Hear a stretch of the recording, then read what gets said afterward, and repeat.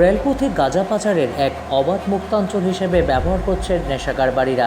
Rail police, আরক্ষী প্রশাসন, গোয়েন্দা দপ্তর রীতিমতো শীতঘুমই রয়েছে। ঘুম ভাঙলে আটক করতে সক্ষম হয়।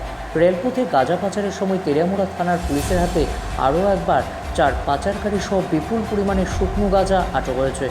ঘটনা গতকাল রাতে তেলিয়ামুড়া ত্রিশাবাড়ি রেল স্টেশনে।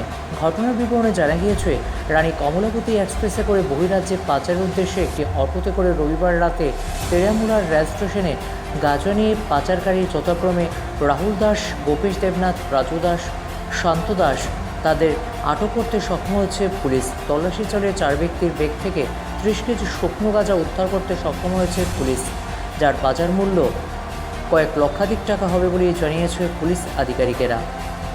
এই ঘটনায় মূল রহস্যের উন্মোচন হবে কিনা সেটা সময় প্রমাণ করবে। গতকাল রাত্রি আনুমানিক 12:30টার সময় আমি মোবাইল ডিউটিতে ছিলাম। তো যখন কমলাবতী এক্সপ্রেস যাওয়ার সময় হয়েছে, ওই সময় একটা অটো রেল স্টেশনের দিকে যাচ্ছিল। তো আমি অটোটিকে দাঁড় করিয়ে যখন তল্লাশি করি, তখন তল্লাশির সময় রাহুল দাস, ভূপেশ দেবনাথ, রাজু দাস এবং শান্তু দাস 4 জনের ব্যাগ থেকে আমরা তল্লাশি চালিয়ে অনুমান 30 কেজি গাঁজা আমরা উদ্ধার করেছি। যে অটোটিকে আমরা আটক করেছি, অটোটির নাম্বার হচ্ছে TR063909 এবং এরা সবাই এই গাঁজাগুলিকে রানী কমলাবতী এক্সপ্রেসের মাধ্যমে বহিরাজ্যে পাচার করার উদ্দেশ্যে নিয়ে যাচ্ছে। তাদের বাড়ি কোনখানে? তাদের 3 জনের বাড়ি হচ্ছে তেলিয়ামুড়া, আর রাজু দাস ওর বাড়ি হচ্ছে মধুপুর। তো কি মনে করেন স্যার, মানে পাচারের উদ্দেশ্যেই ওরা গুলি নিয়ে যাচ্ছে। বাজার মূল্য কত হচ্ছে?